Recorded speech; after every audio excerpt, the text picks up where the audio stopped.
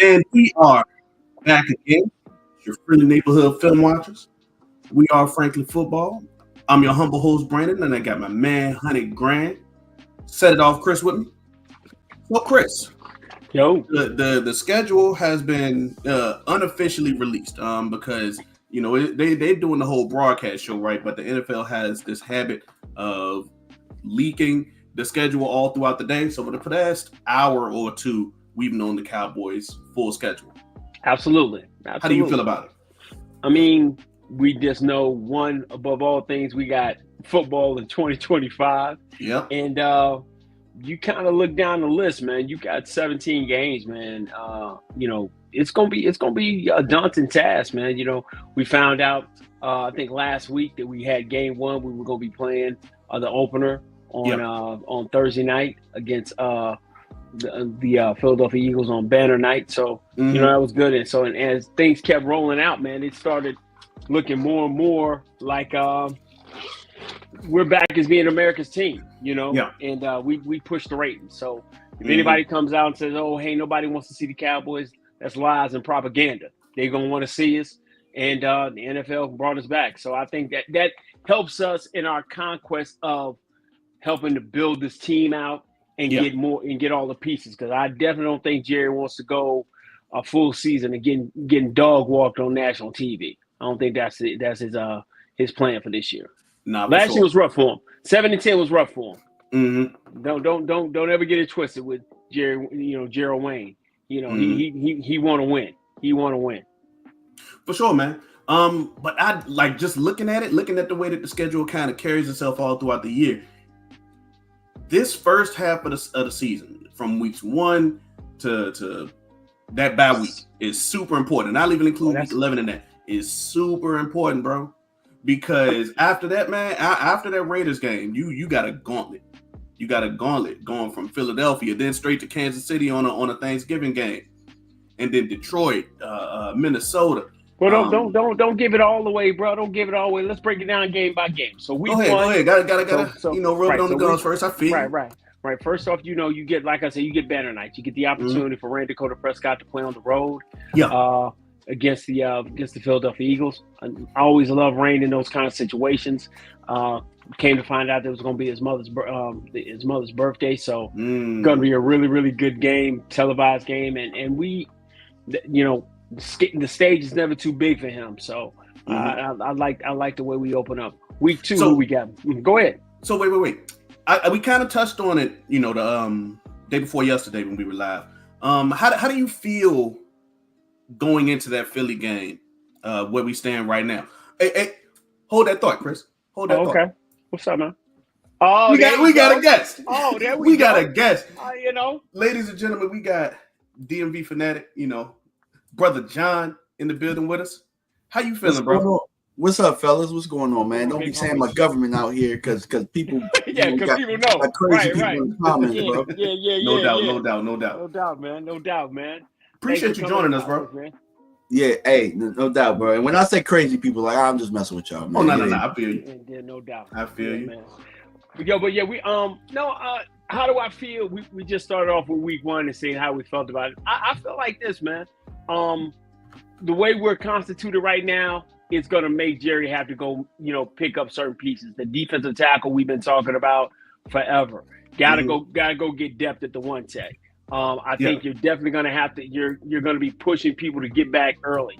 Britt Brown's going to be having people in the building like crazy, from Rain to Diggs to Pharrell. All those guys, they're going to have to be ready to go. So it's going to be a star-studded event. Yeah, it's going to be a lot of people. So you just want to go get through camp and be healthy. You might play guys a little bit longer the preseason because you don't want to go out there just kind of misfiring. But that's how I look at that. Right now, you're still gonna have to add pieces. That's what I'm saying. You're still gonna have to add pieces. So, DMV, I'll ask you the same question that I asked Chris. How do you feel now that we've made off-season changes going into that Philly game in week 1? I feel like we're not tough enough. I share the sentiment that Chris does. We talk about this, bro. Both of them. Hashtag both of them. We need a one technique, preferably a veteran. that's going to come in here, that's going to help teach these guys, but offer them supplemental snaps. And as far as the run game goes, we don't have a bona fide, like the only thing we can't really do is run at teams, punch them in the mouth right now. Yeah. And what I would like to do week 1, since our first move was Booker, and the idea was to have Booker and move forward and run the football. Ideally, I would like to impose our will on Philadelphia in week 1 and show that, yeah, we can run on a really good front, and we're back. Yeah, I think you, above all things else, you want, like you said, impose your will, shorten the game, especially when you're going with getting guys acclimated to it. And there's going to be some times, because there's a new system, you're going to see them, hey, miss here, miss there. And on a night like that, you want to really keep it to the point that you're not having to deal with Saquon all night. It's the point you want to try to shorten their possessions, make them hurry, make them panic, and then have an opportunity to get out of there with a win. Definitely, man. Definitely. Chris, your audio kind of cut out, but it's cool. So, my bad. It's all good. Okay, go ahead. It's all good. You got that storm. I understand it. So, when it comes to Philadelphia, they're the defending champs. They have the whole aura of the situation going for them. They're hanging their banner that night. It's their home opener. Everything, included in that. The Cowboys, just like DMV said, have to come in with a certain toughness and attitude in order to be able to combat that. Because you know how their fans get in their building, right? Okay. And how do you upgrade attitude when you're not necessarily looking at adding other players to specific rooms? Like you're not looking to add another running back. So how can you inject attitude in a room where you're not looking to add other guys at? Oh no, you're gonna have to add another guy. I don't believe in any shape or form. They can say that all they want to. You're gonna have to add another running back because you don't want to walk into that game with just a rookie, Javonte Williams unproven, and whomever you got. You're gonna have to go add another running back. I definitely believe you have to add another D tackle because you want to keep, as we talked about before, keep our guys in the rotation where they're not overextended on snaps. So I think you still have to finish adding. You haven't finished adding people. Okay. What do you think, DMV? I think Chris is right, and I was having this conversation with Boss Cowboys. So me and Boss, throughout the course of, just like me and you talk, Chris, me and Boss talk throughout the course of the day, and we just got off the phone with each other. And I was saying the running back coach is brand new. He's brand new in the building. So right now he has to add his footprint to this team. Can you add his footprint when you have a veteran here as early with the guy who's had success like Nick Chubb? So he has to be able to set his footprint in that room before you can bring on a Nick Chubb. And that way, when you have your feet and everything settled, then you can say, hey, Nick, this is what we're doing. We're doing this, this, this, and this. All right. And then Nick, instead of being able to come in here and say, no, I don't like this, I don't like that, he's got to kind of catch up. But your running back coach already has everything set. So I think that it's important for him to implement the things that he wants to implement with the guys, the young guys that he has right now. Because you do bring in Nick. Nick is going to show them how to be a professional, but you want them to learn from you first. You being the first source. The loudest voice in the room. You want it to be the loudest voice in the room. It has to be him and the attitude what he's trying to do. And if Nick can't come in and do that, you've already got guys in place doing what you want to do as a running back coach. Correct. I would love for them to add Nick Chubb, bro. DMB, you said it best. He fits the exact identity that Shotty wants on offense. He fits that to a T, man. It just gets disheartening when everywhere you hear is that, nah, they probably not going to do it. And now it's a national media thing, which is kind of crazy. You feel me? Have you heard that they're not going to do it or that they're done right now? Because right now, they're done right now. They're done right now. You know what I'm saying? And I think that that's the right answer. The reason that I say that is you want to get ready for OTAs and you want to get ready for camp. Here's the thing. We're ahead of the game. We already know how this is going to play out because we've seen it happen multiple times.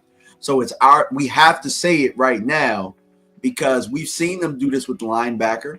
and then we needed linebackers, and then it was too late, and we couldn't get nobody at all.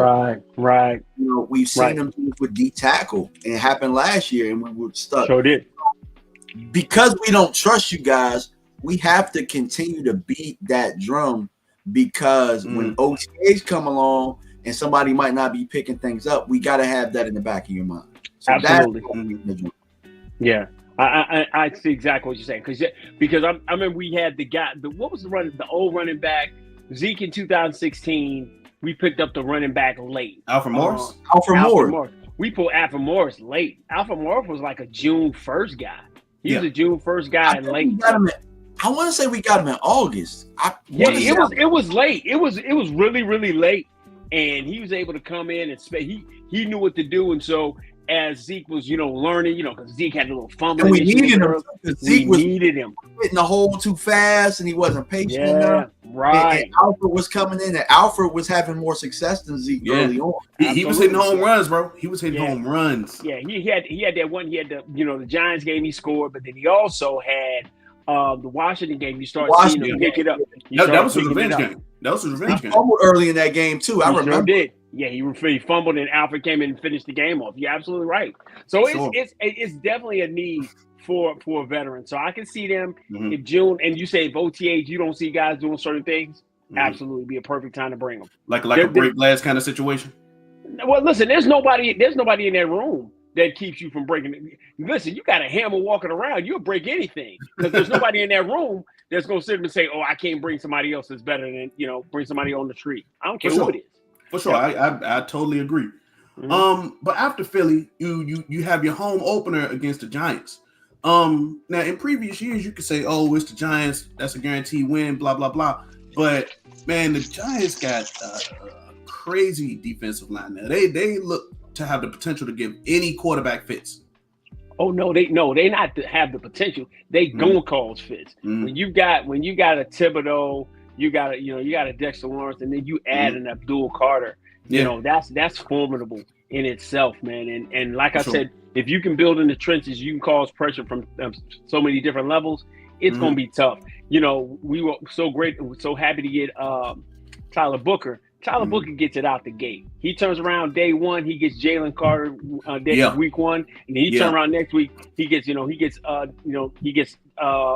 Lawrence. So he gets Dexter Lawrence. Yeah. So he getting baptized not by fire but by lava.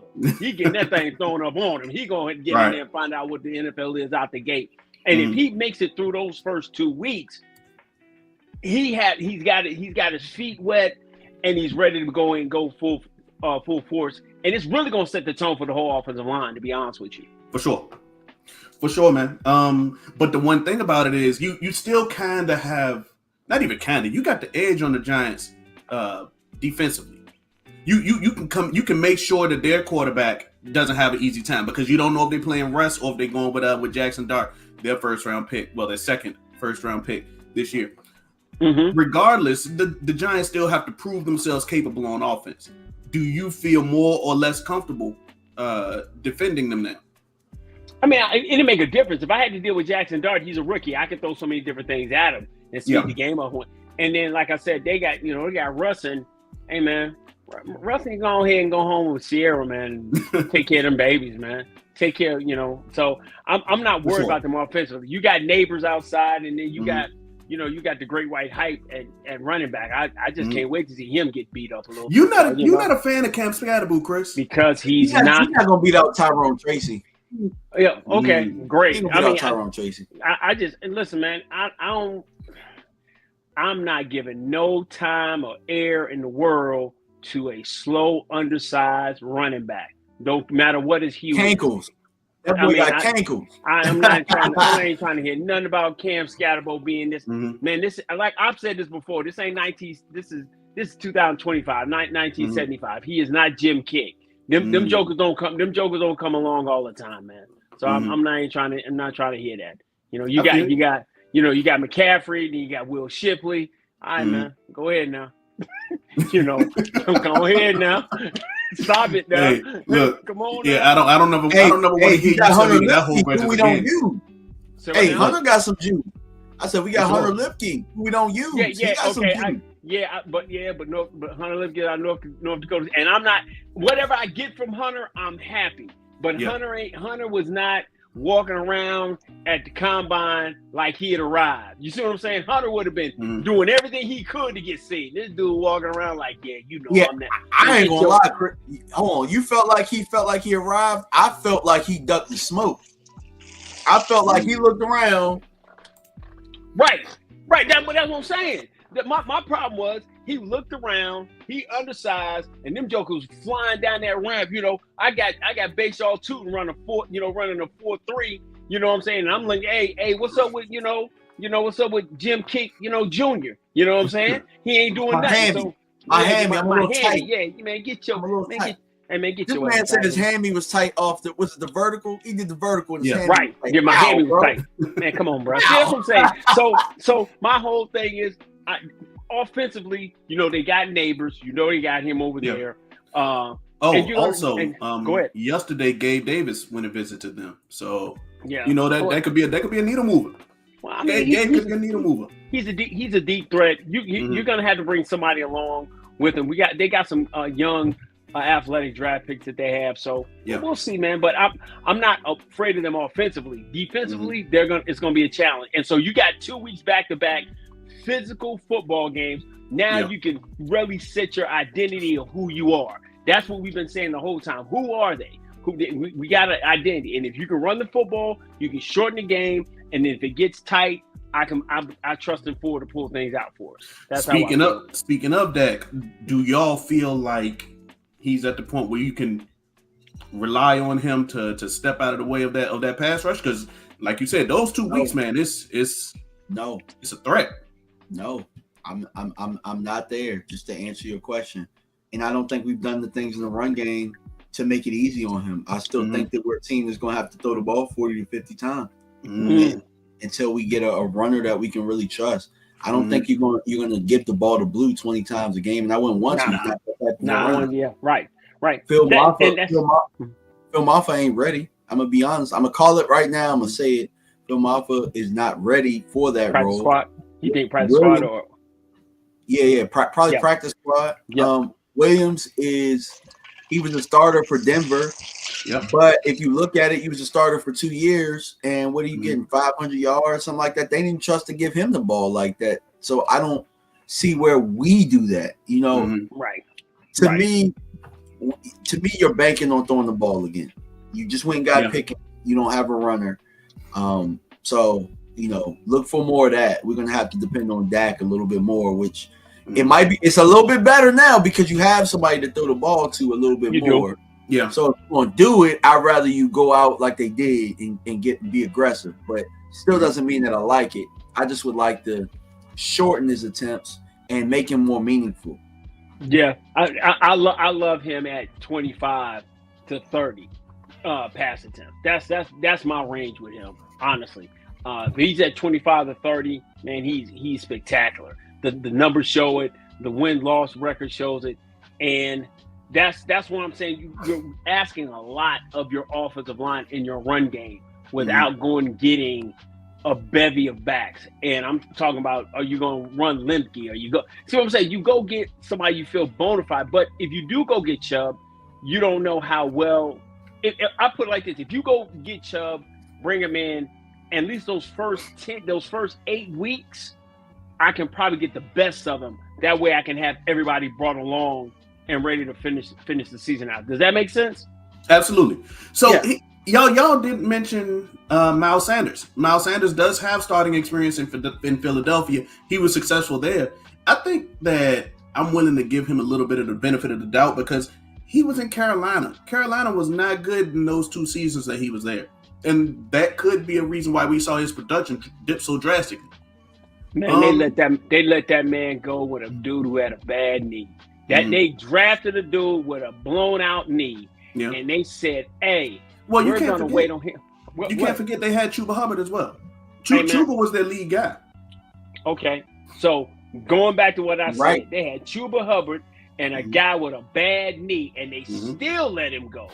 That's what I'm saying. I'm not. Yeah, I had to make that point the other day. Set it off. I had to make that point.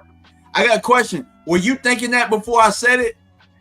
I was, but I was like, dang, I caught it. Because I was like, wait a minute, they let him go. Like, they didn't like let him go like towards the end of the project. They said, end of season, hey, bro, go ahead and get your stuff. It was early. They got early. him.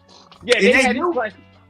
They knew his knee looked like that. They knew his knee was like that. And that's why they drafted Trevor Etienne. Yeah. And you say to yourself, damn, they was in the market for a running back, and they let this joker go. For sure. Right. For sure. So they was looking for somebody, even with him being in the building the whole time, knowing they had Brooks on the shelf, and they announced Brooks wasn't coming back like in February time frame. Something like that.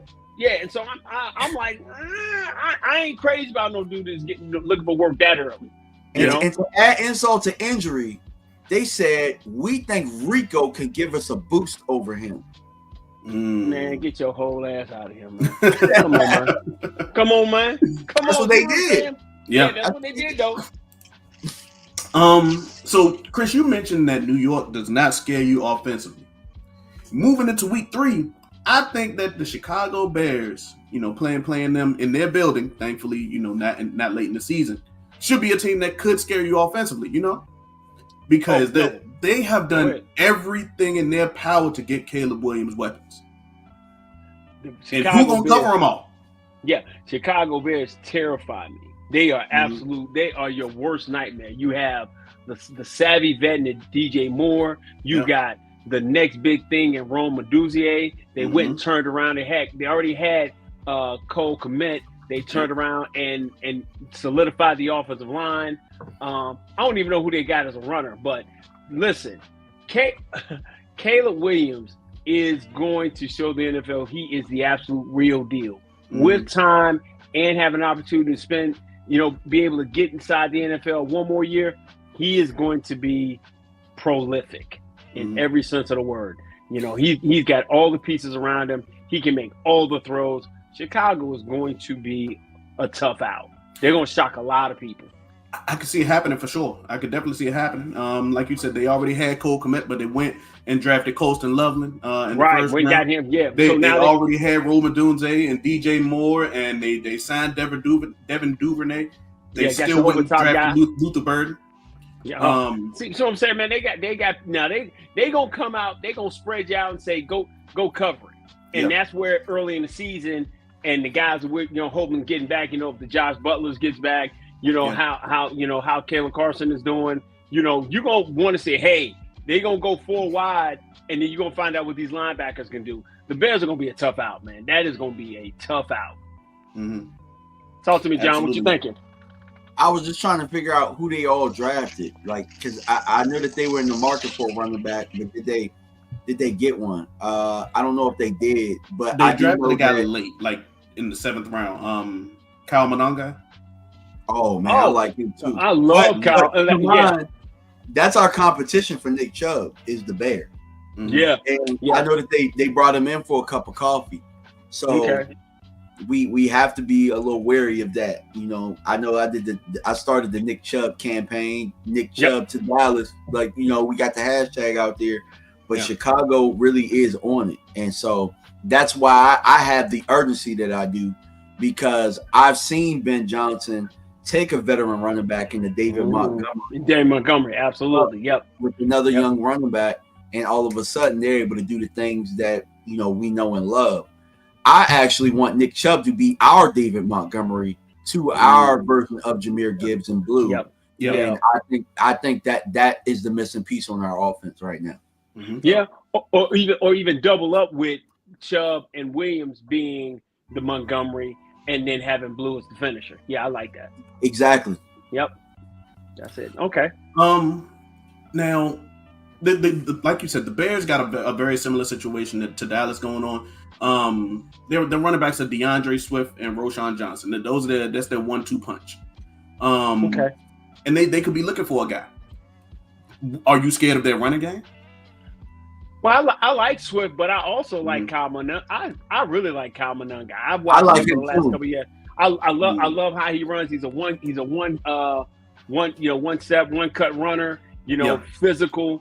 Coming out of Rutgers, he's a bowling ball, and I think he played with. He runs very, very hard. runs well behind his pads. And Yeah. so I like him.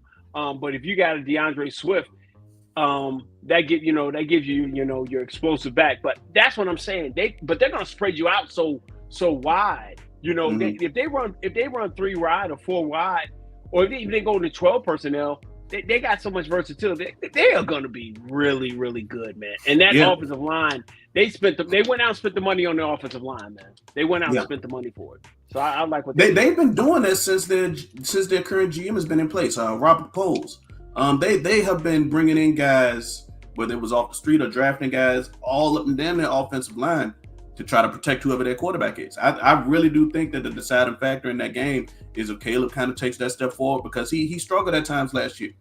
Because his offensive line was bad last year. They continue. They revamped that offensive line, so they're gonna be tough. Mm-hmm. So you got that. So week 4 is who? Week 4, man. These guys got real estate in Dallas. We play Green Bay in our building, and it feels we used to say that Aaron Rodgers had part ownership of the Cowboys, but man, it's even if Jordan Love is there, the Packers just have our number. Fans. You know how that fans own their team or whatever. Shoot, they own us too. Man, man, they got our number, man, and I think they're gonna be so. That's gonna be another aerial contest because they got Matthew Golden. They've got outside guys. Man, that's gonna be a tough one, man. For sure. They got Jacobs. They got Jacobs as a running back. Yep, Josh Jacobs, of course. Josh Jacobs is a running back. Defensively, I only care about him being defensive because I don't watch them. I didn't see LaFleur, just say, hey, he has little to no respect for us, man. Mm-hmm. He has none. So I think you're gonna have to do something different to change how he looks at us, because he looks at us like I remember one year for the playoffs, he's like, we ain't even playing for Dallas. We ain't even playing for him. We knew we wasn't gonna make it. And that really pissed me off. And then the next year he comes in and he beats you. So like I said, man, that's gonna be a tough. That's a really tough stretch. When you go with the Giants, then you come back and you play Chicago, and then you come back on another team like the Packers. That's a rough 4-game stretch, bro. Now you mentioned defensively for the Packers, they got some dudes on their defense. They lost Zadarius and Preston Smith over the last 2 years, right? But they still got Rashawn Gary. Lucas Van Ness is on the opposite side. But then they got some good linebackers too, Quay Walker and Edge Cooper. I don't know if you remember Edge Cooper. Yeah. Dog, I loved him coming out. Loved Edge Cooper coming out. But then he's a player too, man. Absolutely, bro. Absolutely, bro. But then they I'm not sure if Jair Alexander's gonna be there because he's kind of been like on the trade block for a little bit, if you will, saying he's a threat. But yeah, man, they got some dudes on that. They got some dudes on that defense. And they're also another team that made their strength stronger. Remember they on receiver, they got Romeo Doubs and Christian Watson. They went and double dipped that receiver this year. They brought in Matthew Golden day 1, and then Savion Williams week 2. So they are trying to give their guy as many options as possible. Yeah. They went and got big physical with Williams, but went and just got the speed with Golden. They need a guy that's going to be able to just – because there were times last year that they were kind of stagnant. So they were kind of stagnant. So getting Golden gives them a slot guy who's lightning fast. Williams is big. His problem is catching the ball, but he's big and he's physical. Man, if he had hands, if Savion Williams had hands, dog. I mean, he'd be great, but he got an NFL body, so hopefully he's on the Monarch machine, hopefully on the Judge machine, getting after it. But I don't see that. But that's gonna. So you're looking at those first 4 games, right? You're looking record wise. You're saying, okay, you said the first 10, but these first 4, you're gonna have to be able to set your identity, set your tone out the gate. Sure. So those are your first 4. 5th game of the week is what, B? 5th game. This is kind of where we get a little bit of relief. And by the way, it is very important that we get these games like the Giants, like the Bears, like the Packers early in our season, because you don't want to have to go to those places in winter. And I say the same thing about this next opponent. In week 5, we play the Jets. We play the Jets now. But you know what, though, B? if we build our team for the winter, it don't matter. It don't matter. I mean, the winter team is good in the summer. You know what I'm saying? Yeah. So what you're basically saying, if you build a team that's about running the football and controlling the clock, it don't matter when you play, right? Bingo. That part. Okay. Gotcha. I mean, and that seems to be what they want to do, right? It remains to be seen. It remains to be seen. Until you do right by me. Yeah. So you know what I'm saying? You gotta put fingers on it until you do right. And it's like they waiting for the third season of player acquisition, which is June 1. And then I'm kind of gosh, I have no. You're right, John. I have no confidence that they're gonna do the right thing. Just do the right thing, man. Just do the right thing. But yeah, But I don't look at the Jets as being defensively a pushover. I love Quentin Williams. I think just whenever he's on the field, he's gonna be there. Sauce is gonna go and give you everything he's got. Yeah. So defensively, they are always gonna be that team to me. Yep. Offensively, though, you don't know who back that quarterback. I mean, let me say this correct way. I would love for Tyrod Taylor to finally get an opportunity to be a starter in the NFL, not for just a couple weeks till they just bring somebody along. Yeah, but Tyrod's in year 14. You know what I'm saying? I'm not getting peak Tyrod. I'm getting good, trying to be mess around and get comeback player of the year type Tyrod. So I got a chance there, but I'm not playing like that's gonna be a cakewalk. It's gonna be a good game. You got Tyrod that's trying to get enough money to get Dre up out his house. Yeah. Well, Tyrod done made some money, man. Tyrod done made some change, man. 14 years in the league, man. Tyrod done made some change. But yeah, I don't have a bona fide killer as a quarterback that I'm fearful of. I'm worried about the first 4 weeks I play. Well, the first 3 weeks, 4 of the first 5 weeks, I'm worried about 3 of those guys. I'm worried about Hurts. I'm worried about Caleb Williams, and I'm worried about Jordan Love. Yeah. I ain't got that much fear come week 2, especially week 5. Now, one thing I can say is, and hey, CFT, I appreciate you coming in, bro, and bringing your people with us. Yeah, much salute to my guy CFT, man. Much salute to my guy CFT. Thanks, man. Appreciate you, big homie. One thing that the Cowboys will struggle with, fellas, is quarterbacks that can scoot, man. Quarterbacks that can scoot give the Cowboys defenses fits in the past few years. Do you think that going from all of these guys that can move? Kayla can move. Jordan Love can move. Jordan Love, there we go. Thank you. Jordan Love can move. Yeah. And now we could possibly be paying Justin Fields, and we know that. And I gotta say his full name for you, Chris. Justin Skyler Fields can move. Justin Skyler Fields has got wheels. Yeah. And he does. And so, but I think your linebacking core is improved than it was over the past couple of years. And I think you can put different variations of them on the field where you can move Mike as a chess piece. So I don't fear Justin as much. They do have a bona fide dog out there, Garrett Wilson. So and they can't run the football because they got our running back that we should have got last year in the 4th round. But I ain't saying that too loud. The Jets draft running backs like it's nobody's business, dog. They still got Breece Hall doing this thing. Braylon Allen is a tight end once he gets the ball in his hands, man. He's a massive fella. You feel me?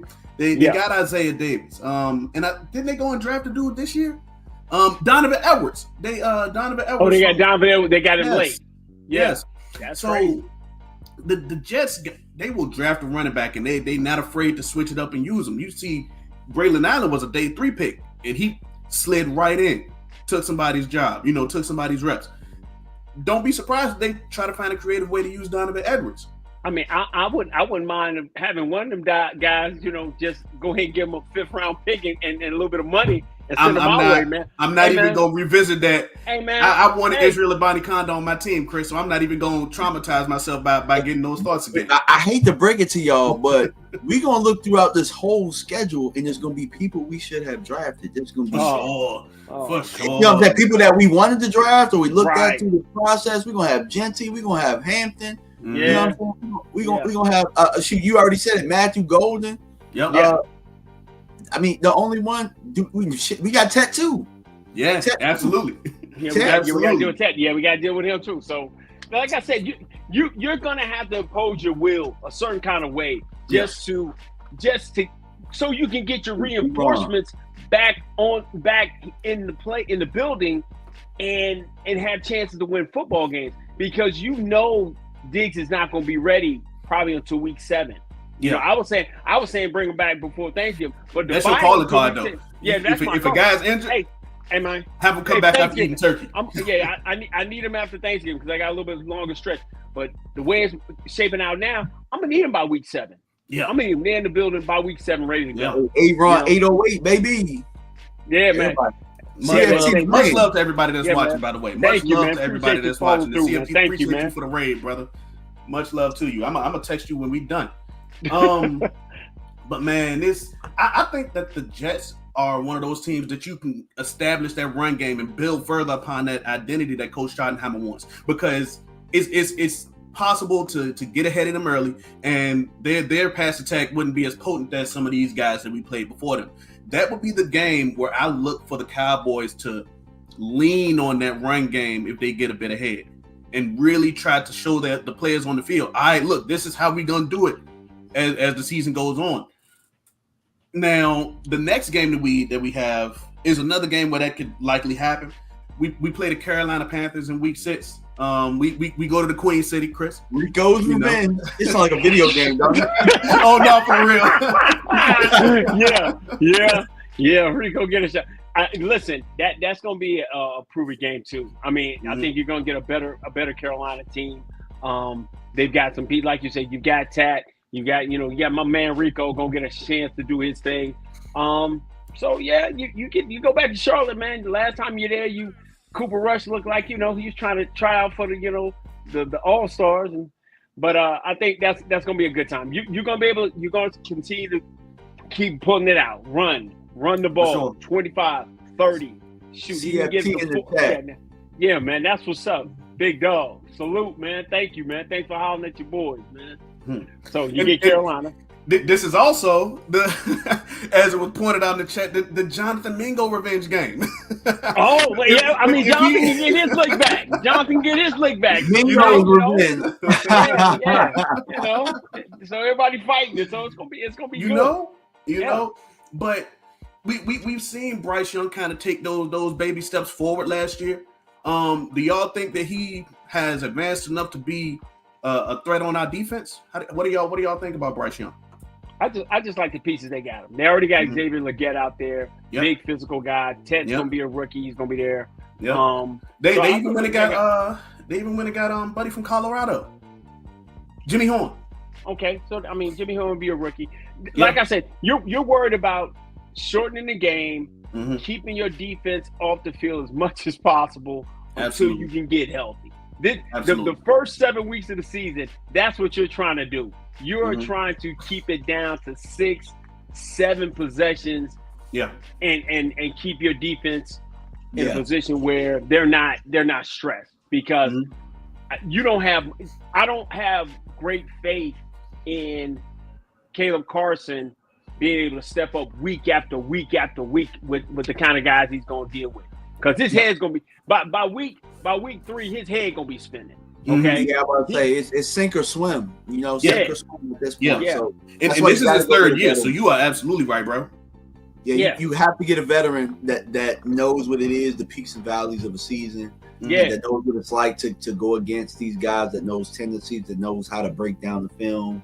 Isn't that to help you survive until Diggs comes back? Yeah. Honestly, maybe a little bit longer, till they gets fully healthy. Yeah, So what you saying, DMV? You saying, hey Gilly, what you doing? What we got to do? Yeah, we can last for 8 weeks with Gilly, 8-9 weeks. 8-9 weeks. I would love it. Love it. And he seems to be around the area. We saw him at the conference. And he didn't even come through the main area. He might as well count Gilly as a Cowboy. I think he'll be here. I think he'll be here. I hope so. So like I said, we still it's really roll out the schedule, but it's really we ain't done yet. That's what it's got to be. That's what you got to be saying around here. Yeah, that's what you definitely got to be saying. So, but the Panthers running game, Chris. The Panthers running game, like you said, they Chuba Hubbard is there. This is Rico's revenge game. They drafted Trevor Etienne.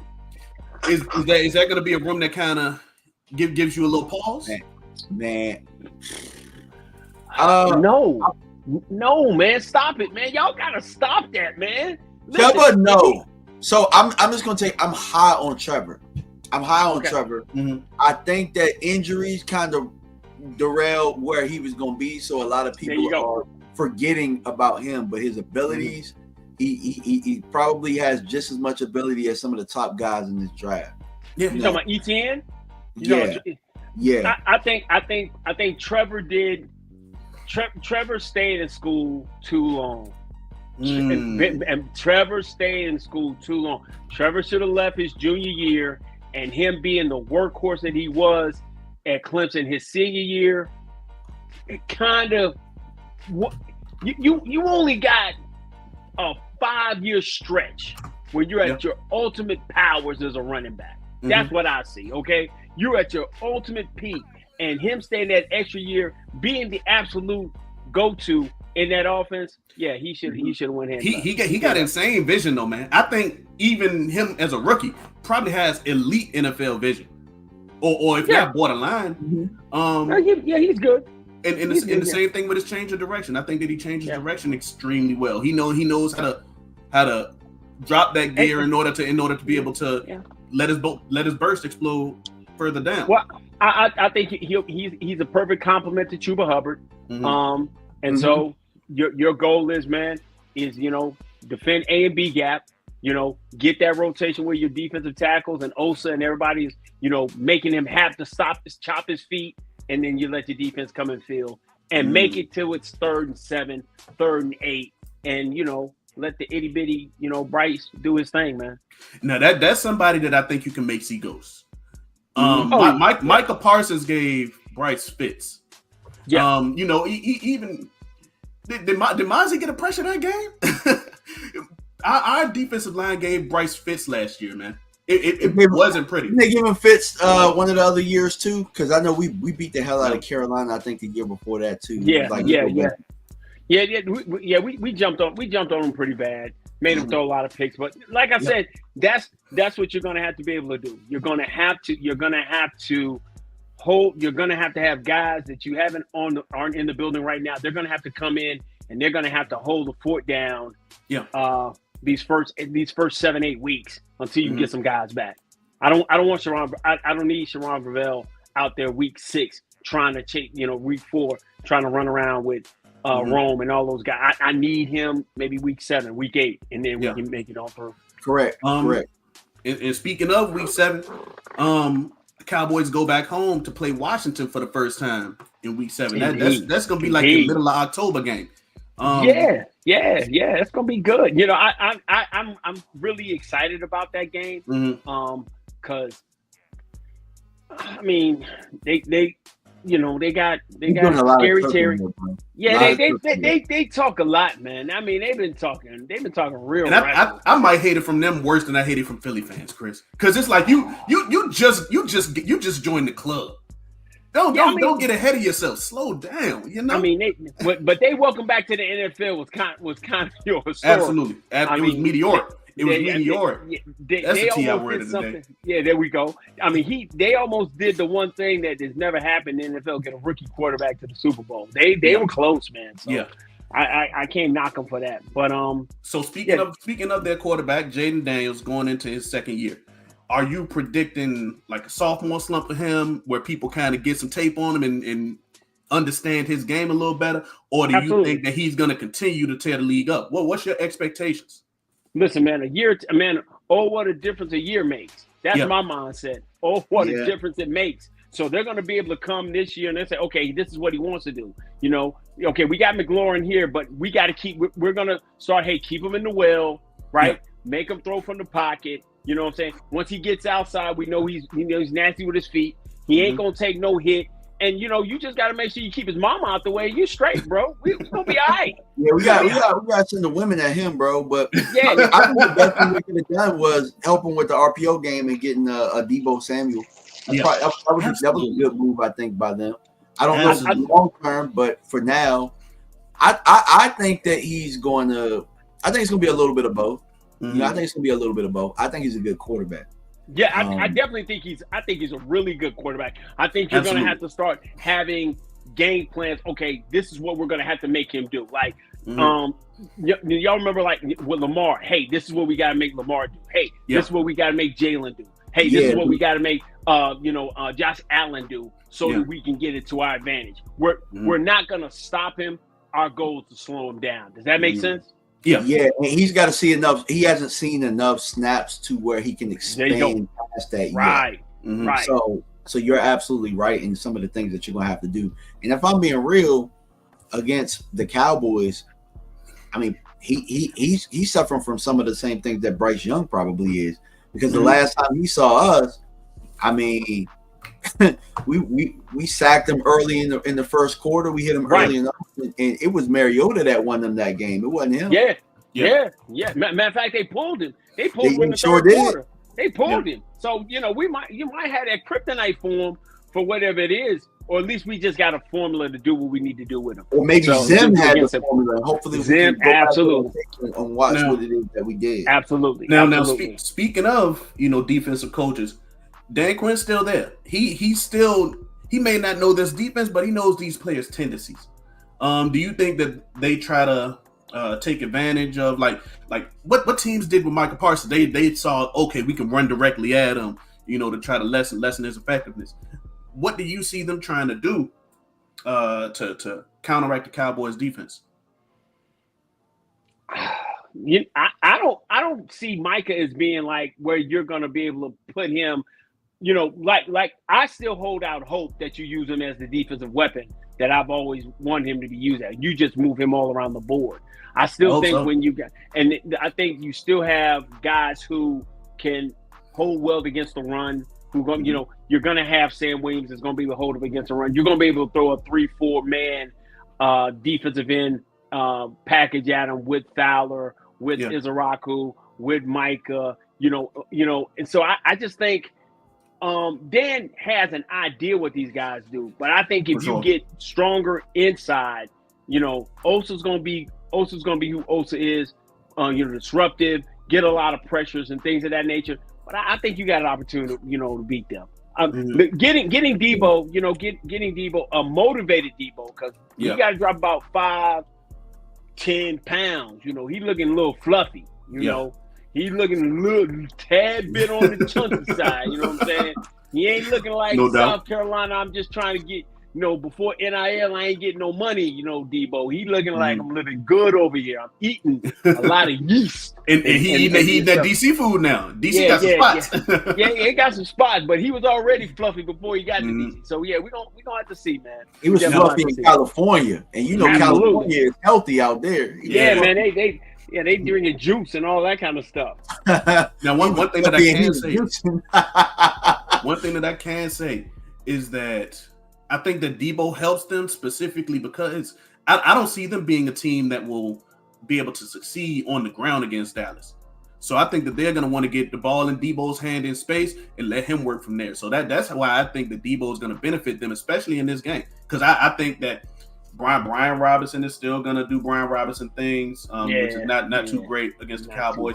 Austin Eckler is a little older now. You never know his health situation. Absolutely, indeed. They might be. They're gonna have to definitely be in the market for a running back. They definitely gonna want to get one. But I mean, they drafted a guy who doesn't really move the needle for me. Ja'Cory Cross-Merritt.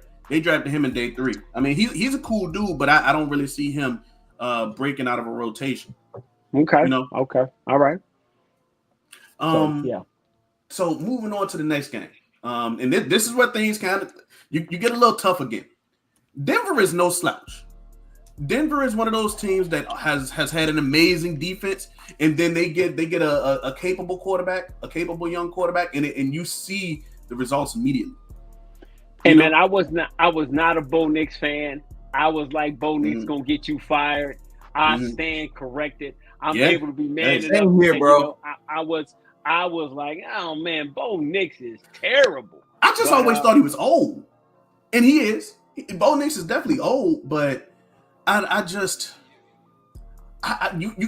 good to see things come together from a fan standpoint. Seeing a whole team really see the results, right? But I mean, yeah, I mean, Bo did the he did the number of college games you want to have a guy do. 200. I don't know about 200. He did a lot. He did a lot. Bo had about a good Bo 50. was definitely Van Wilder. Yeah. Yeah, that's a good one. That's a good one, bro. Man. Yeah, but that defense is really, really tough, really, really good. They went and got another good defensive back to add to that collection. Didn't they get Will Johnson? Didn't they go get Will Johnson? So they a defensive back. Man, they added another defensive back to match with Surtain. They have got a formidable defense. So and I think they have our number, man. We can't beat them dudes. I don't know why. Jade Barron. Oh, okay. Oh, they got itty bitty. Okay. Yeah. They got itty bitty dude. Okay. But see that's the thing. You can kind of find a scrub with that. Let George Pickens abuse him. You know. Man, I don't know what it is, but it's some aura when we play Denver. And it's always, y'all want to know what happens too when we play Denver? That game ain't never on TV. It's like you always got to try and find it somewhere. Next thing you know, the score is 31-0 or something like that. Yeah, something crazy. When it was Peyton Manning, that game was on TV, but for the most part, I would never think of more nefarious ways to watch a football game. We'll never do something like that. Yeah, Five they do big that. boys back outside. They get wild. They get wild. They get wild with them. The thing about Denver, they got guys on each side of that defensive backfield, but then they also got guys up front. You know, they brought in Dre Greenlaw. You know, they already had Nick Benito in linebacker. They got dudes all across that defensive line, man. Yeah, they're definitely gonna be a tough out. Is that a home game or away game? That is an away game. It's an away game. So that's definitely gonna be a week where you're gonna want to keep it down, there, bro. Man, it's the altitude. You gotta go out there early. I'm telling you, man. This schedule is ugly. It is ugly, man. That is a crazy run that you got to go. So you're gonna turn around. You're gonna go from where, and you got to go deal with the altitude and everything goes along with it. That's gonna be a tough out. Denver's gonna be a tough out. Now it's also one of those. Something about Denver. Go ahead. One thing that when I was doing research about Denver, I was doing research about Javonte Williams. What I didn't realize, I was trying to compare Denver's line because at first I was like, we probably had a better line than Denver. Denver, I think, is widely known as the best line in the league. And I didn't know that. Really? Why is that? Tell me why. I think a lot of it has to do with their pass protection. But when you look at PFF and their grade, it's not just pass protection; it's running too, which is weird. But they're widely known as the best line in the league. That's why they were looking for a running back. That's why they were in the market for a running back, because a lot of people thought that that's what was going to push them over the top. And here we are with the starting running back for the last 2 years, and we got him on our roster. And you got to ask the question, well, if y'all got the best line in the league, why he gone? Why he out of here? Yeah, 500 yards. Yeah. So now, granted, he was coming back from the ACL. Chris, you talk about the importance of time from ACL injuries, right? And man, all injuries, man. You know, like we've talked about this before. The ACL is really an 18-month injury. We all saw we always try to harken back to that mutant. No, nobody else is a mutant. That dude was the only dude with adamantium, you know, and he got some vibranium, and that's why he was able to do what he was able to do. For sure. Talking about Adrian Peterson, of course. Yeah, Adrian Peterson. Yeah, you got it. It takes 18 months for you to be able to get back. So we'll see. So that might be the advantage point for us where Javonte comes back fresh and things of that nature. It's just you can't leave it up to chance, especially with these first 7 to 8 games, to him not being that guy. You got to go. You got to, bolster that room. Absolutely. Yeah. Now that we kind of got through with Denver talk, DMV, I know that you got a scoop, bro. I really appreciate you showing up for us, man. I really appreciate you showing up for us.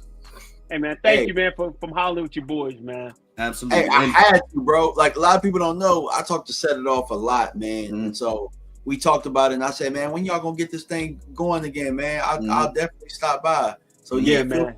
Feel free to send me the invite anytime y'all doing this. No doubt. Of course.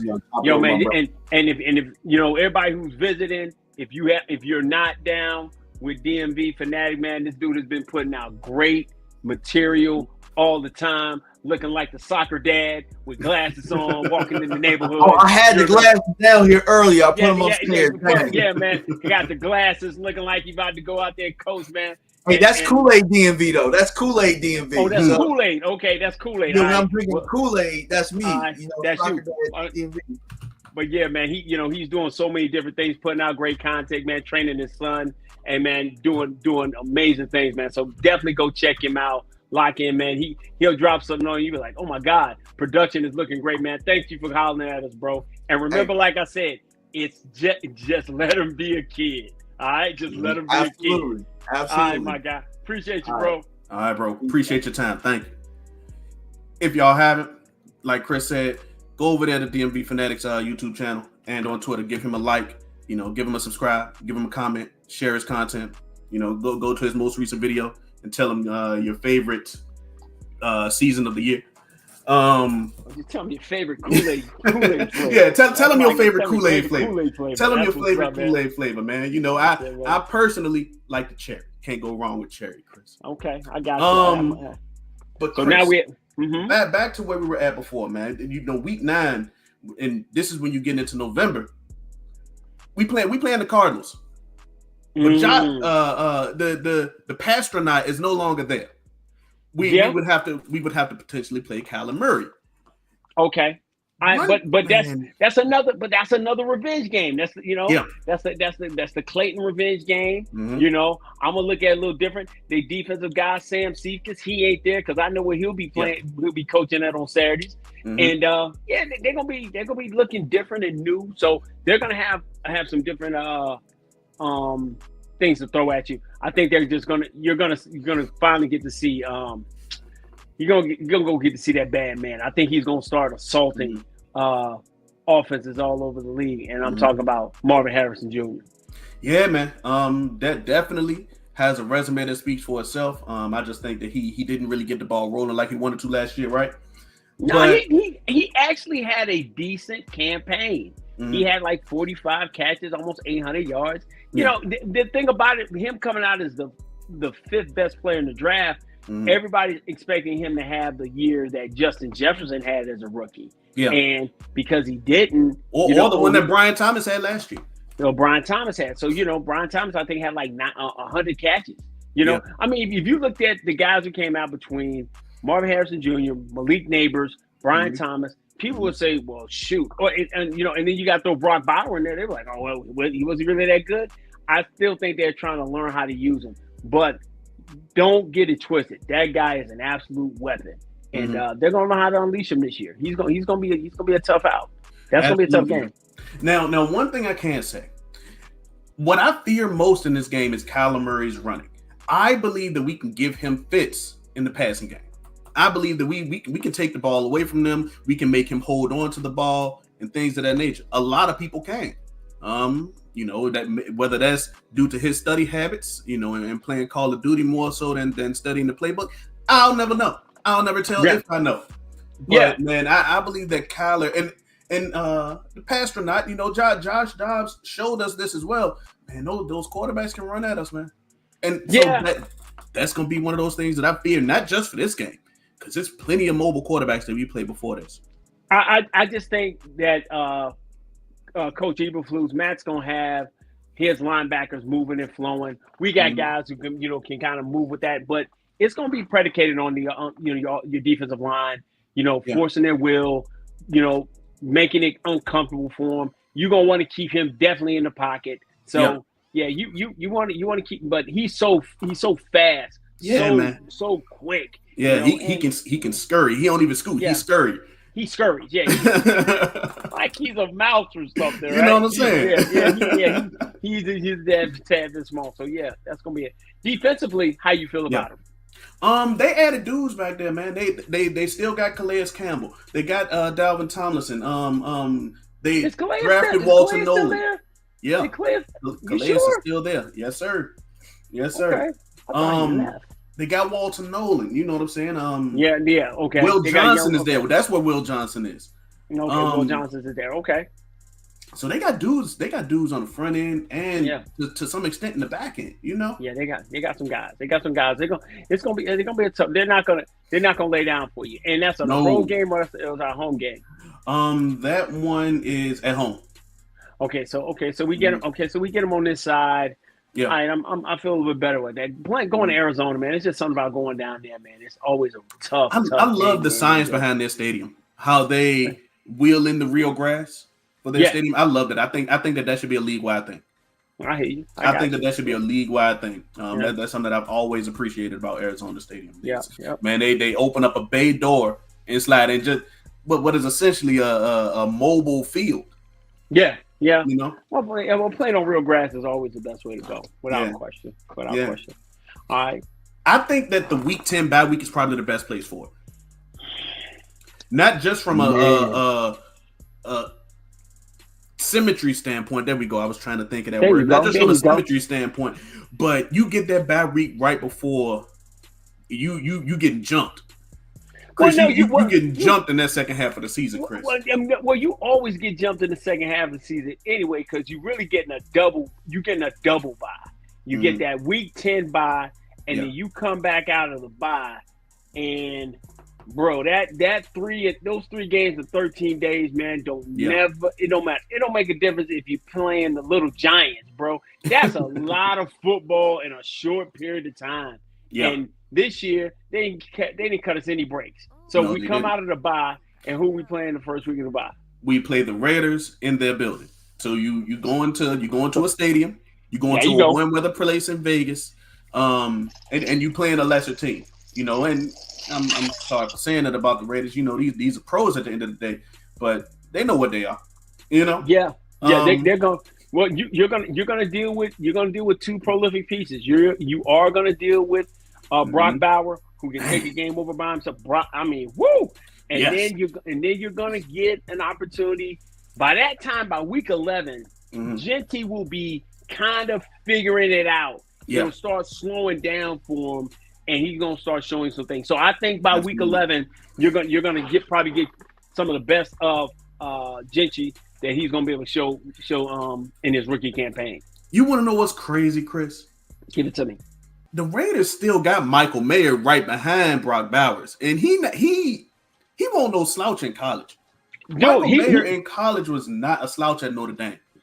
So, but it's not so much him being a slouch. It's just what Brock gives you in the mismatch category. So, whereas you're really not expecting Brock Bauer to do any blocking. You're expecting him to line up, maybe shield and get out, and he's on a linebacker and he's running around. So that's a big man moving around like that. So he plays tight end, but he's kind of like a big slot. Does that make sense? Yeah, like big bulldozer. So like you would look like compared with tight ends. I'm gonna give you one. They remind me, Myers and Bowers reminds me of the combination of Gronk and Hernandez. Absolutely. Where Myers is your Gronk comparison, and where Brock Bowers is your, God rest his soul, man. Aaron Hernandez. Yeah. And let's be honest, man. Aaron was a handful. Yeah, he on and off the field, obviously.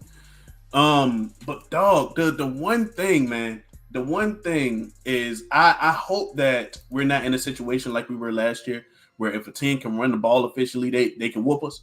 Because man, Ashton Genty, you could give him the ball 30 plus times a game. No, he's used to it.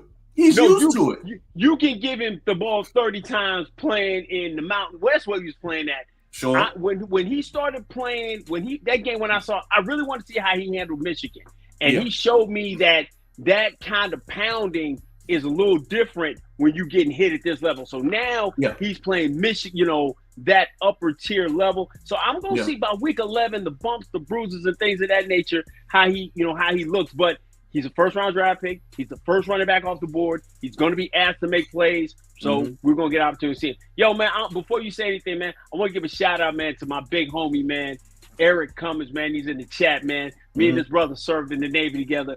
Awesome dude, man. Love that cat, man. One of the flyest MCs ever. Get a brother the mic. Big E will give it to you raw. Love it, man. Thanks, man. I appreciate y'all service. Checking us out, bro. I appreciate y'all service. That's my Eric, dude, man. Thank you for stopping by, brother. Big E double, my guy. You know what I'm saying?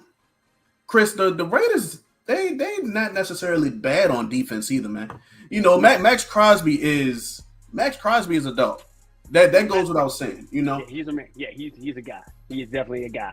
And that's gonna be you know, you got Max. Who else did they pick up this year that you like? They brought in Devin White. Okay. They brought in Eric Stokes. Okay. They signed a DB, but I can't remember his name. What's buddy name? Iowa State guy. I can't even remember his name. But they signed him in like the second or third round or whatever. Right. So they're not a slouch on defense. They have name recognition. Yeah. They got name recognition, but it always goes back who's your quarterback. When we're looking at these games, we're going down the list. I want to look who your quarterback is. If you got a monster at quarterback, I gotta respect that. And in these first 11 games that I'm playing, I'm gonna respect Jalen Hurts no matter what I think about the guys. You know, been to the Super Bowl twice. He's a Super Bowl champion. I gotta respect him. I get a low with Jackson Dart, and then I get Caleb Williams. Then in week 4, I don't know who I'm gonna get. I get Jordan Love. Jordan Love. Week 5 is the mystery. Yeah, you know, I don't know who I get. I might get my namesake, you know, Justice Scholar Fields, or I might get Tyrod. Love both of them for certain reasons. So we're looking at that. So as you go that week 11 week, you're saying whoever the quarterback is, if I can rattle him, okay, man. Hey, man, the dude that didn't write back, man. The dude that didn't write back, because when they wrote him off, he said, "Hey, I didn't write back." So Gino's got something to prove. So that's gonna be a formidable game, man. So A reason that I do feel good about that game too is that's the first game of that 3-game stretch, like you said. You know, that's okay. Yeah, Cowboys got those 3 games, 12 days every single year. Having I don't want to call it a cakewalk, but the league is very deliberate in the way that they do things. Right? They're not gonna have us going against Kansas City or Philly, who we play next. Right out of the bang going into that. No. So right. But I'm saying, but you still come out with a really good team, a team that has weapons, is going to press you, and then you leave there, and then the next week we play who? We play Philly. We play Philly on the 23rd. So, no, that's 5 days after. That's 5 days after the Vegas game. Man, they set us up for the okie doke, man. So I get the Vegas game, then I come back, I get Philly in my building, Philly in our house on 5 days on a short week. Yep. Man, that's you gonna have to come out. You're right. You said this early. You're gonna have to come out smoking.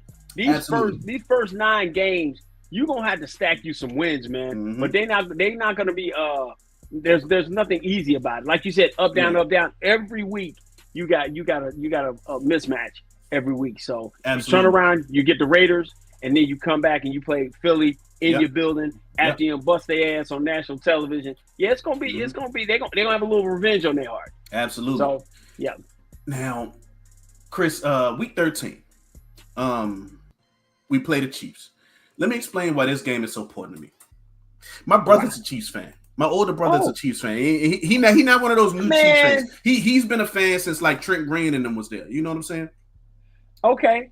I mean, my older brother. Wait. My older brother talks way more trash than I do.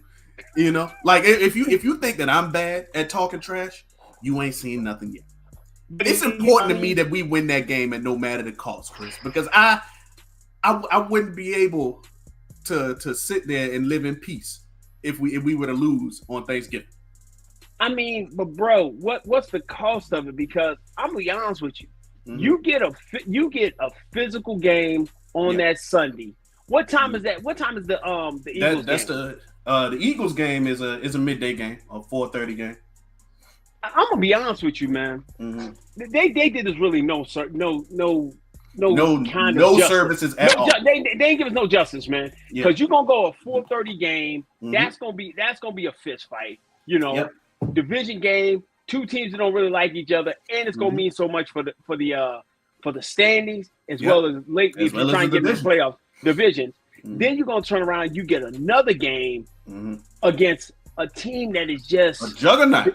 A juggernaut. Just a consistent, just been the epitome of football for the last like 7 years. Yeah. So yeah, you don't get nothing easy. They're gonna come out and play. Patty's gonna come in the building. He's gonna do his thing, man. He's gonna do what he does. The only thing, the only solace that I can take in that's another T.I. word of the day. Is what? Is the Chiefs have been struggling to find a receiver for the past 2 years. No, they got a speed guy. They have Xavier Worthy. Yeah, he's a speed guy, but he hasn't really learned the nuances of route running yet. I can take some solace in that. They drafted Jalen Royals in day 3, but he was one of those guys where if you remember when we were doing our pre-draft stuff, if we had to ask, are you better than Jalen Tolbert? We had to ask that question about Jalen Royals, right? All right. Yeah, we did. We asked about Royals. They don't have a knockout punch yet, a receiver. They got the big play of Xavier Worthy. Don't get me wrong. Okay. But as you can see last year, after that week 1, it was lulls in between his dominance in games.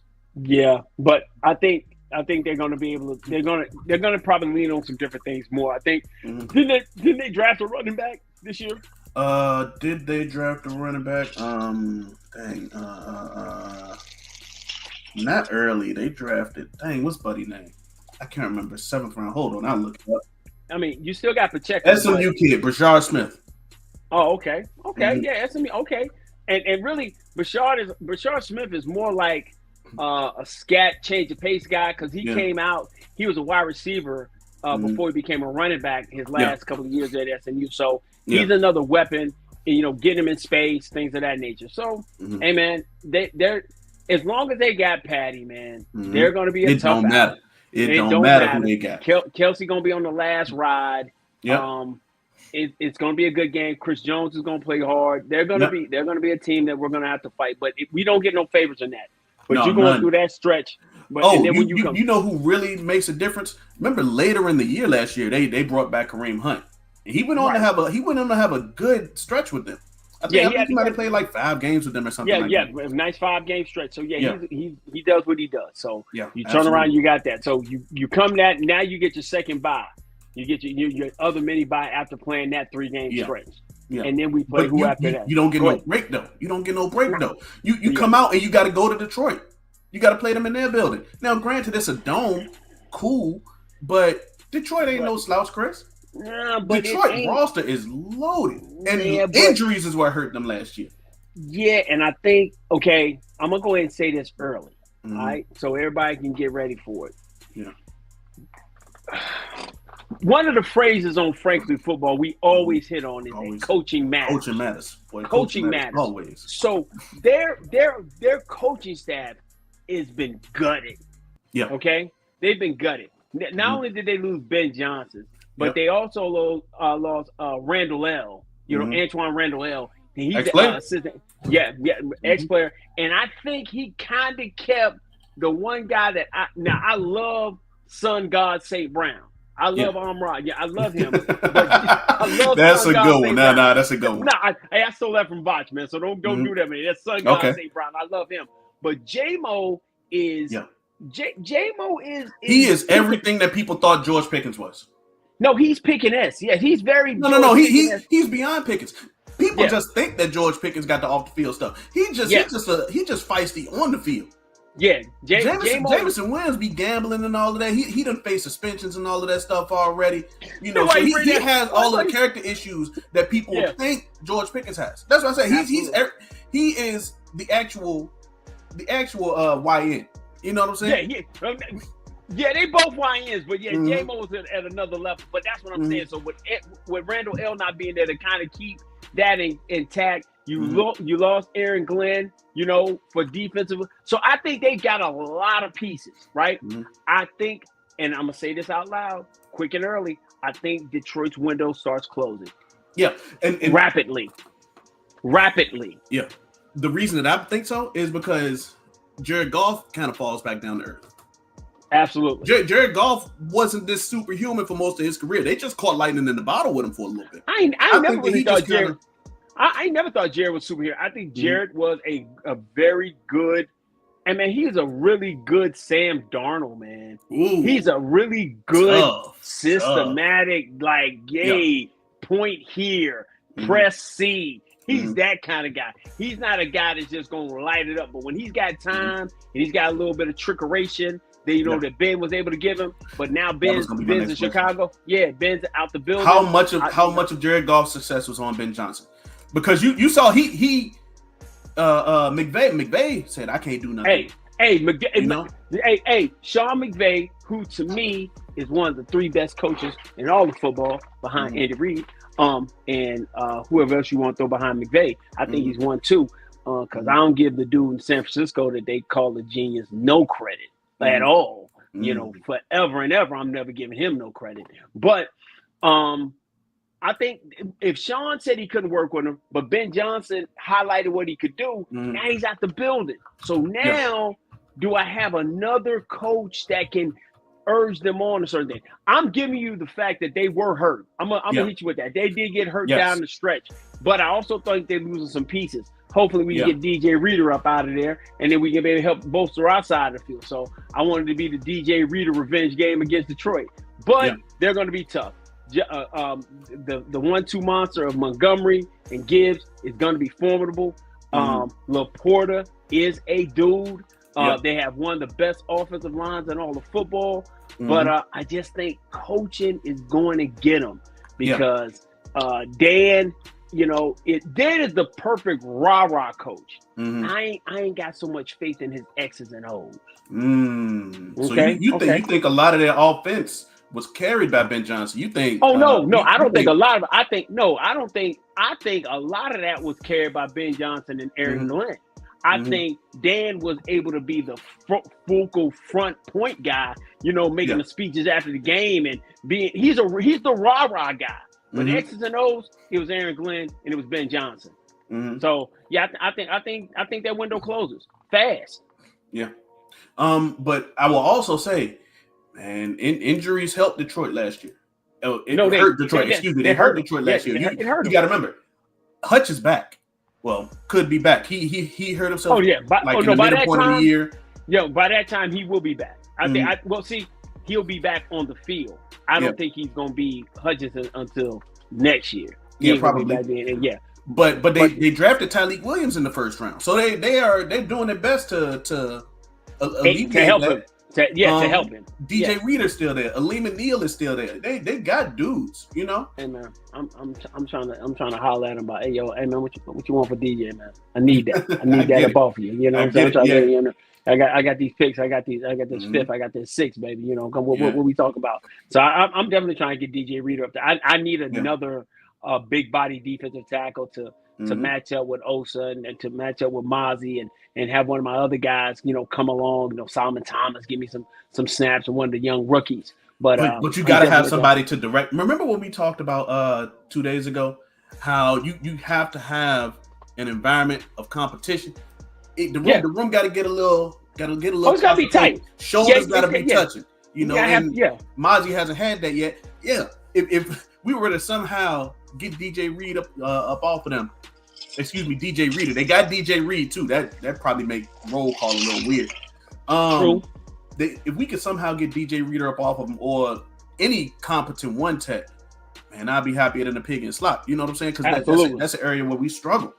And speaking of struggling at the one tech, man, that Jahmyr Gibbs and David Montgomery running game.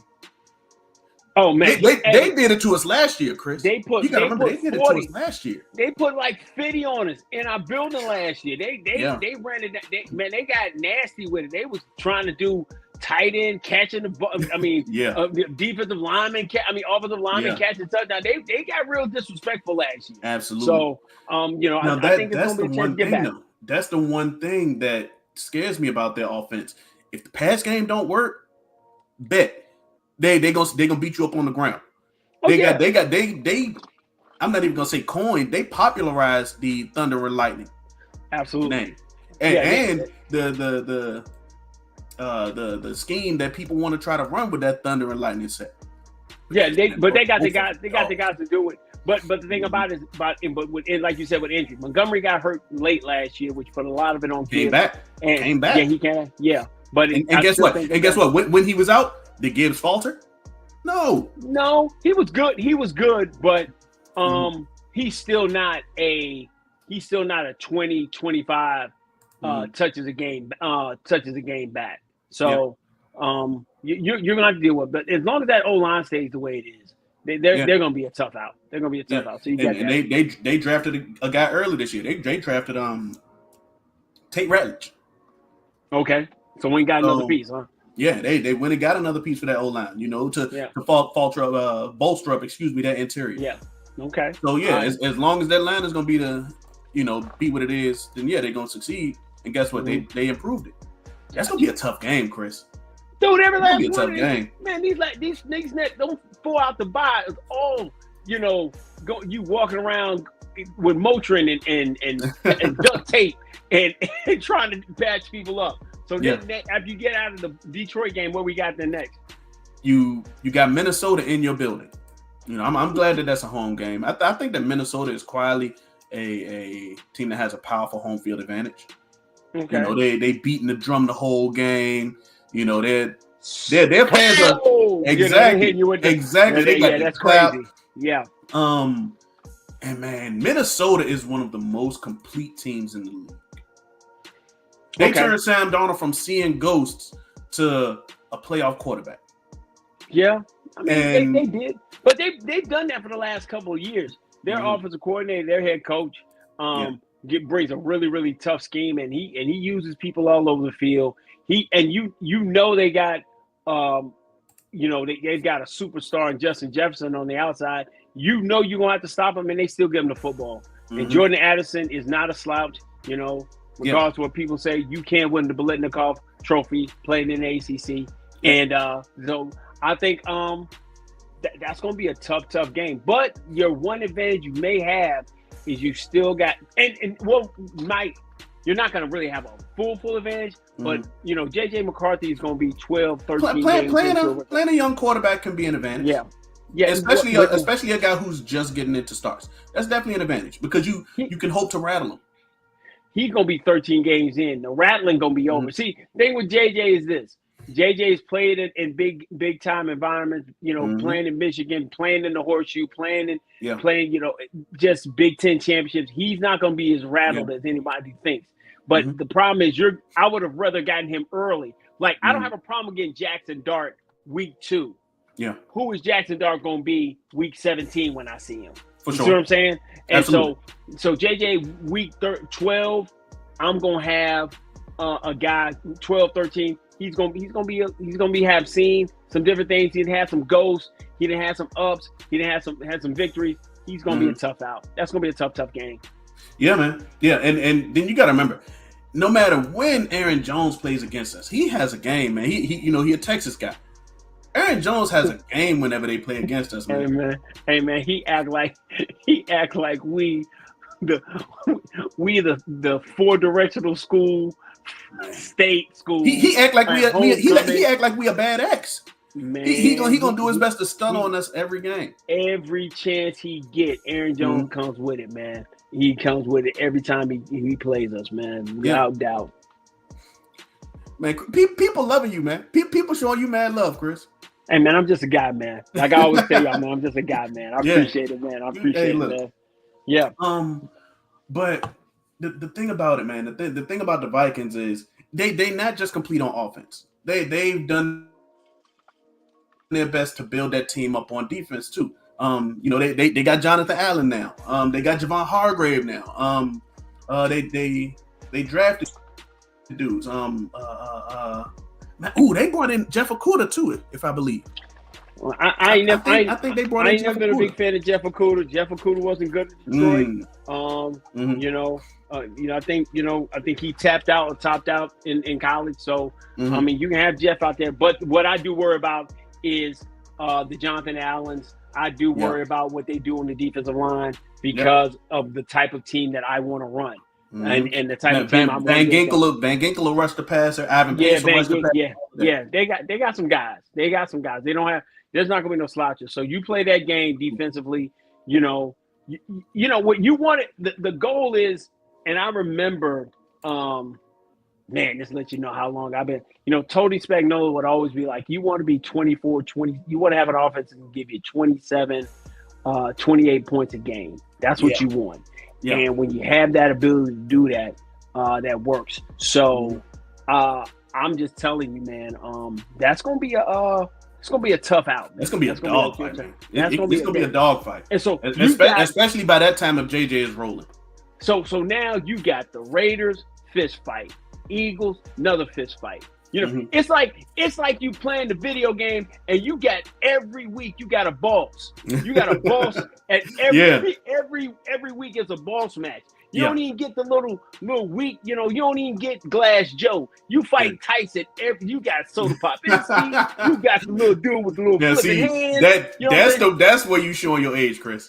You talking about you was talking about prior to that, man. Bringing a punch out is showing your age. Right? Hey, man, I'm just telling you, man. But those are the kind of bosses that you dealing with, man. Yeah. And every week there's no room for a slack. There's no room to I got an easy week. I can go to. This is why it's imperative that 37 million. You can't walk in the week. You need to walk into week one with about 17 million.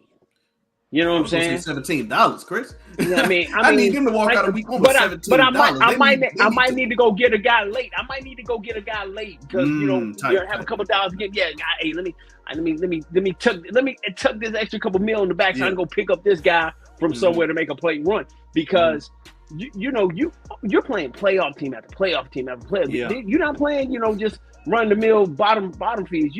You're playing playoff teams, and so it's gonna be a fist fight, man. Absolutely. It's gonna be a fist fight. One thing that I will say is that let me preface this by saying this: I will slander Justin Herbert anytime I can. You get out of that gauntlet, playing Philly, Kansas City, Detroit, Minnesota, and you get to play the Chargers. I slander Justin Herbert anytime I get because I think that he gets the most passes out of any quarterback in the league. And when I say passes, I mean they just look this way when he makes a mistake. He is. You would think Trevor Lawrence was the golden boy, but no, sir. Justin Herbert is. He is the golden boy of the league. He's so top tier. He's so elite. He throws such the prettiest ball. But the thing about now is, with that being said, you have him with a Jim Harbaugh type offense. Jim Harbaugh wants to run the football. Absolutely. He wants to run the football. He's going to run the football. You know what Jim Harbaugh like to do? Run the football and impose his will on you. So if you can do that, he's really laying out the blueprint of what we want to do.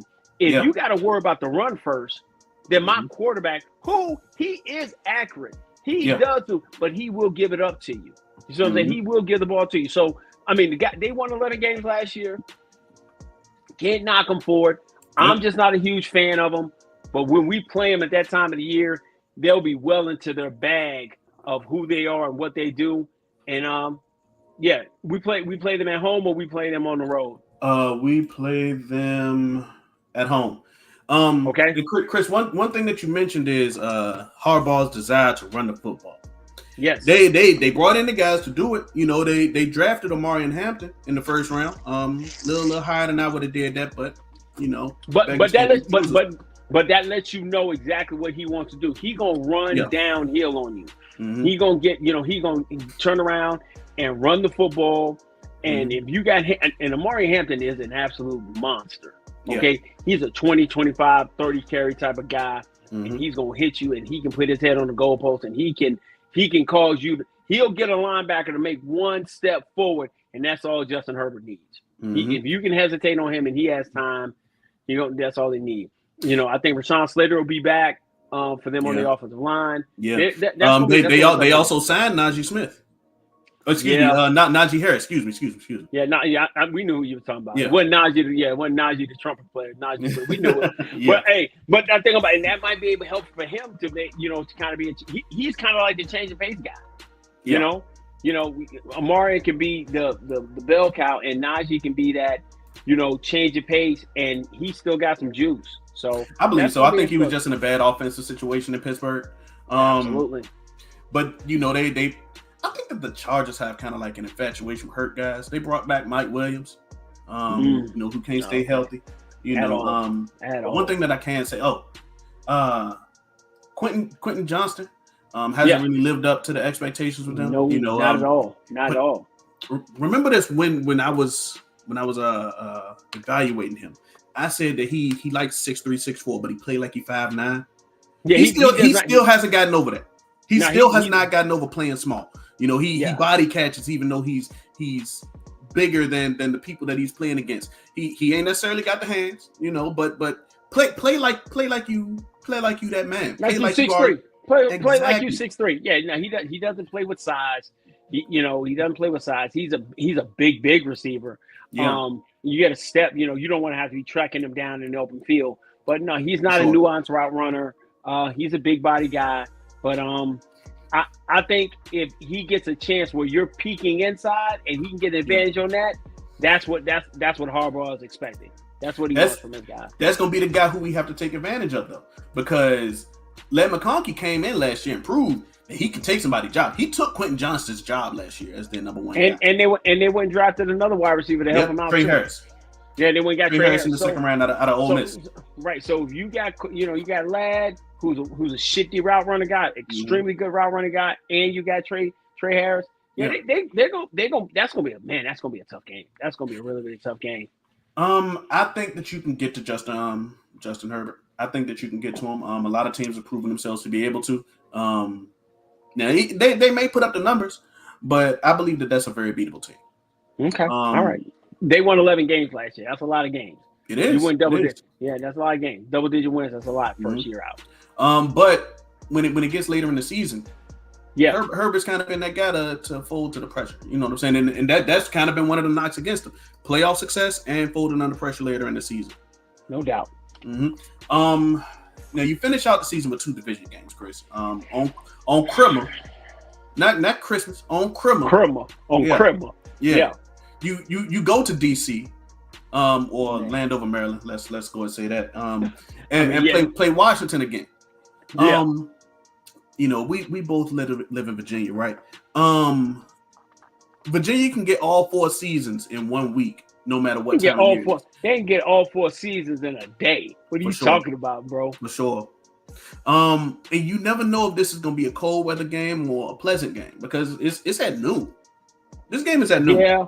Okay, but I mean, we played them last year. I think we played them last year up there at 1 o'clock type game, and it was cold, and it's going to be bolstery. But the thing about it is that it's going to be a packed stadium, and when you're looking at that time of the year, there's going to be a lot of ramifications. There's going to be seeding, playoffs, divisional ramifications for it. That is going to be a great game. That's going to be a must-see TV type of game on Christmas, and I expect to get, God willing, Washington's best shot. And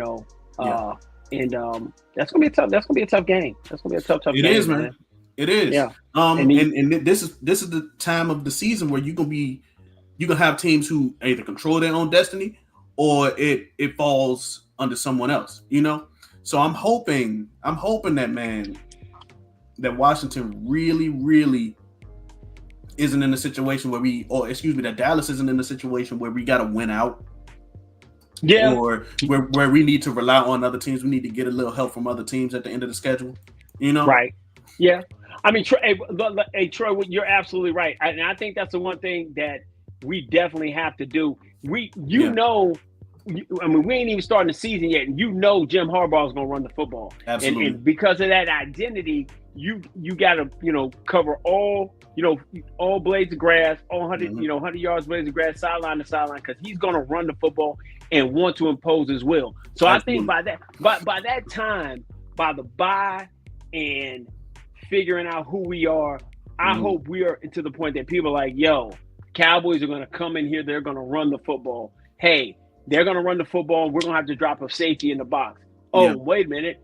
I'm going to have to deal with Lamb and Pickens on the outside, man-to-man, one-on-one. And so I just believe that's going to be able to help everything if you can form your identity. But when you come into a raucous Landover, Maryland, you know, that stadium is going to be jumping up and down. The one thing they want to do outside of winning the Super Bowl, man, is to beat Dallas. And to have an opportunity to beat them and to lose last year on their field with everything that they had going, the momentum and everything, they're definitely going to be up for that game, and it's going to be tough. Now, one thing about Washington, we didn't talk about this yet, is, man, teams can throw the ball on them.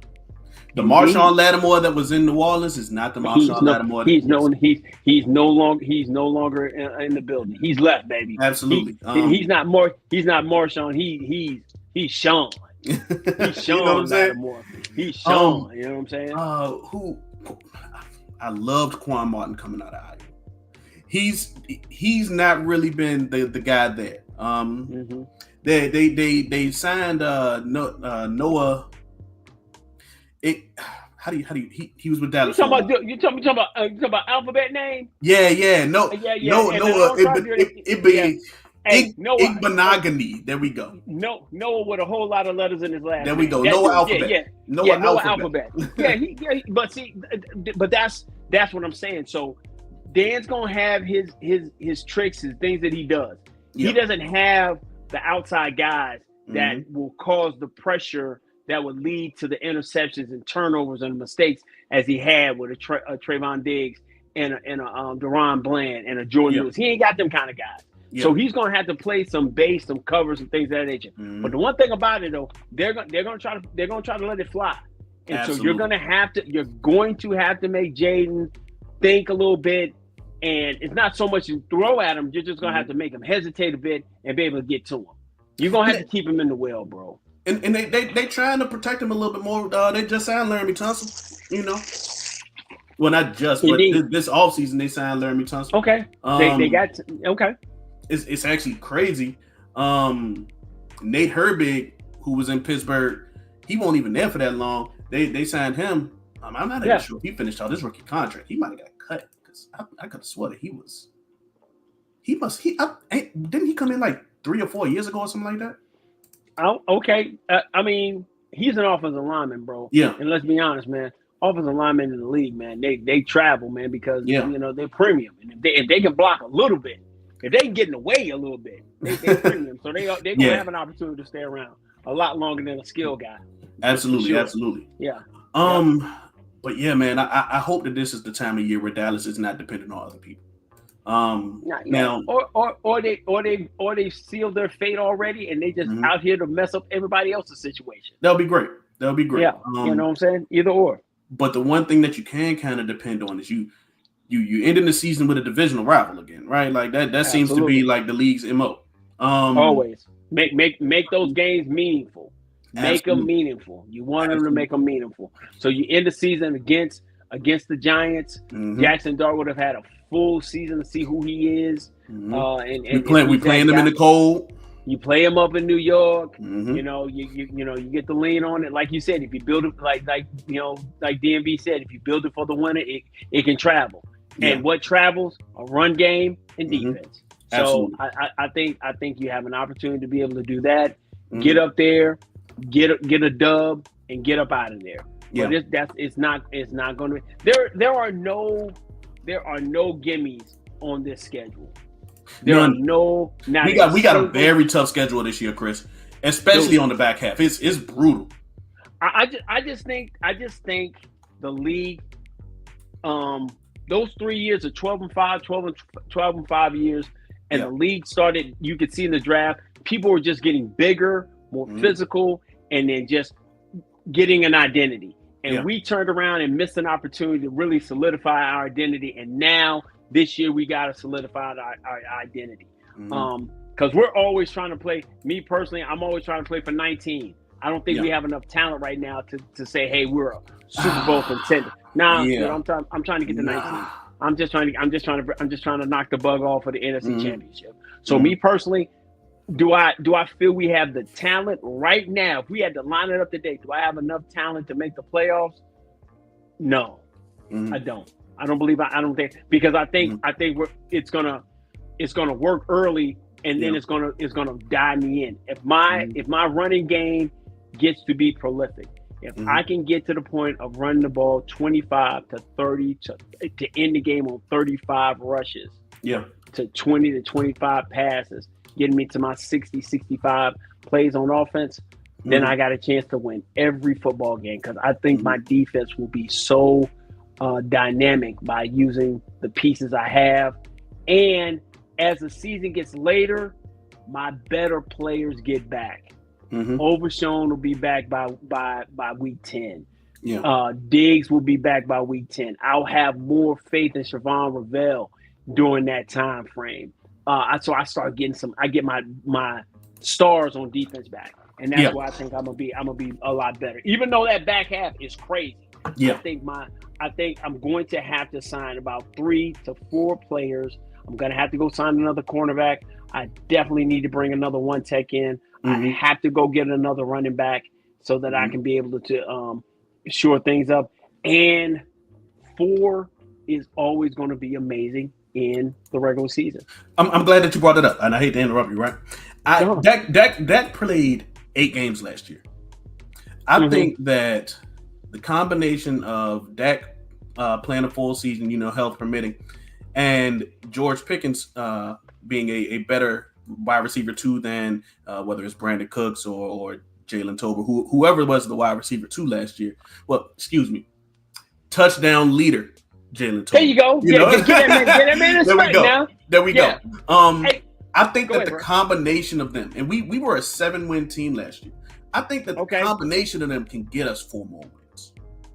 Okay, so with Rain, you're saying you got 7, and with Rain gives you 4, and Pickens gives you what, another 1? So you're saying 12? The combination of them. The combination of them it's hard to quantify that individually, But if you have your healthy, if you got your starting quarterback for a whole year, there are games that Cooper Rush could not keep us competitive in. I mean that's just a fact, right? I mean that's a fact. But then you have your starting quarterback with a bona fide 1B receiver. Yeah, you got 2 1s. I just feel okay. Hey, Solar said we would make the playoffs easy, and I'm not saying so much make it easy. Yeah, that you go play the Eagles in a building. You come back, you play the Giants. You come back the third week, we play week 3, we play the Bears. Yep. And then you come back week 4, you play Green Bay. Those first 4 games, those are going to be really, really tough football games, and you're not going to have your best players with you. Then you turn around, the next set of 4 are going to be really tough. And then it's just the time after the bye in week 10, that back half is treacherous. So I'm with you. I'm having PTSD from seeing Cooper Rush out there, and I know 4 gives me, he definitely gives me a greater chance to get to where I want to get to. Yeah. But I still need more pieces to help him, man. And it's not like a LeBron type thing where LeBron got to have everything. Yeah. But I gotta have a running game to complement him, because we always seen him at his best, man, when he got a good to adequate running game, bro. Absolutely. And the one thing that I think will help the team as a whole, not even to piggyback off of you, I'm gonna pick something different. The team has to be able to stop running quarterbacks, because we play a lot of them this year. We got 2 in our division. But not even just that. You got guys all over this league who will run on you, and they've proven to be able to be abused by a running quarterback, and they can't allow I just think when you get guys back, I think your linebacking core. You banged the drum last year, being that the linebackers. I'm still banging that drum, Chris. Well, I'm still banging that drum. I don't think that we set a linebacker yet. I'm telling you, you're set at linebacker this year. Last year you weren't. This you are. Sanborn's gonna be good. Overshown will be back, and then you get to use the weapon known as Michael Parsons in that area. He getting paid like a weapon, but he playing linebacker, moving around A and B gap. He's a problem. So I like that. So I'm not gonna make any prediction, man, until we get to camp. Got to get to camp to predict the salary. Got to get to camp. Win-loss total. There we go. The season. Yeah, I gotta get to camp, but that's a good deal, man. Mhm. Nice season. I might be able to squeeze. I might be able to get that Charlotte game in. Maybe Let depends me on. know. Well, yeah, Let me know. That's around a good time where but it depends. It depends on. Yeah, but it depends on what the Hokies are doing. So you know, it depends how we show that. Yeah, so we had to go figure that out. But yo, man, 145, man. Listen, thanks everybody, man, for rocking with us, man. Thank DMV Fanatic, man, for rolling in and giving his insight, man. Thanks for CFT, bro. Long time friend and cohort and compadre coming through, man, and raiding us, man. That's crazy, man. It's always cool to get a raid, man, and to shout people out. And man, thank you guys who are in the chat here with us making comments. But do me another favor, man. Make sure, because you've been with us this long, make sure you like the video. Make sure you send it to some of your homies that say, hey, man, these cats I know, man, out here doing their thing. Brandon with the background, Chris with the daggum cigar box in the back. They doing their thing and they talking ball, man. Thanks to my brothers who came through and shouted me out, man, and came through and spent some time. I really, really appreciate it, man. We are the dynamic duo, man, that gets it done, man. No matter what it is, rain, sleet, snow, or shine, man. Frankly, football's going to come through and do our thing, man. And until the next time, bro. Peace.